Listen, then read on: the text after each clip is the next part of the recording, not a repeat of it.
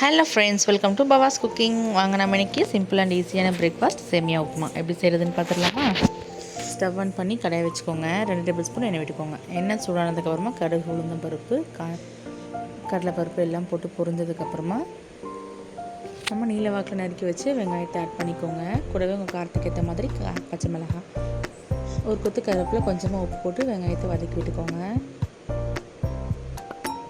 ஒரு 1 மினிட் வதங்கினதுக்கப்புறமா நம்ம பொடியை நறுக்கி வச்சு கேரட் ஆட் பண்ணிக்கலாம். உங்களுக்கு பீன்ஸ் பிடிக்கணும்னா அதையும் ஆட் பண்ணிக்கோங்க. கேரட்டை தனியாக பொரியல் மாதிரி செஞ்சு கொடுத்தா சாப்பிடாத குழந்தைங்களுக்கு இந்த மாதிரி சேமியாவில், உப்புமாவில் அந்த மாதிரி மிக்ஸ் பண்ணி செஞ்சு கொடுத்துருங்க.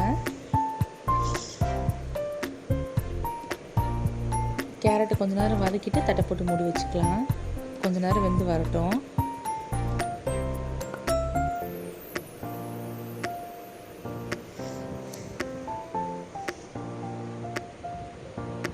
ஓப்பன் பண்ணிவிட்டு நல்லா மிக்ஸ் பண்ணிவிட்டு ஒரு பாக்கெட் சேமியாவுக்கு 300லேருந்து 350 ml தண்ணி விட்டுக்கோங்க.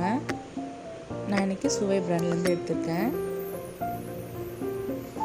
தண்ணி நல்லா அந்த அளவுக்கு கொதித்து வந்ததுக்கப்புறமா மிக்ஸ் பண்ணிவிட்டு நம்ம எடுத்து வச்சுருக்க சேமியாவில் ஆட் பண்ணிக்கலாம்.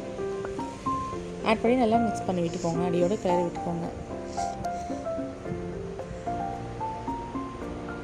ஹை ஃப்ளேம்லேயே வச்சு லிட்டை போட்டு மூடி வச்சுக்கோங்க. ஒரு 4 to 5 மினிட்ஸ்லேயே நல்லா வெந்து வந்துடும்.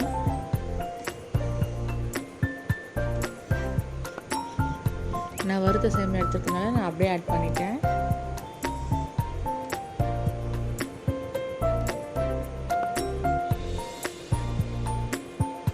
ஒரு 5 மினிட்ஸ் கழிச்சு ஓப்பன் பண்ணி பார்த்தோம்னா நல்லா தண்ணிலாம் வற்றி போய் நல்லா வெந்து வந்திருக்கும்.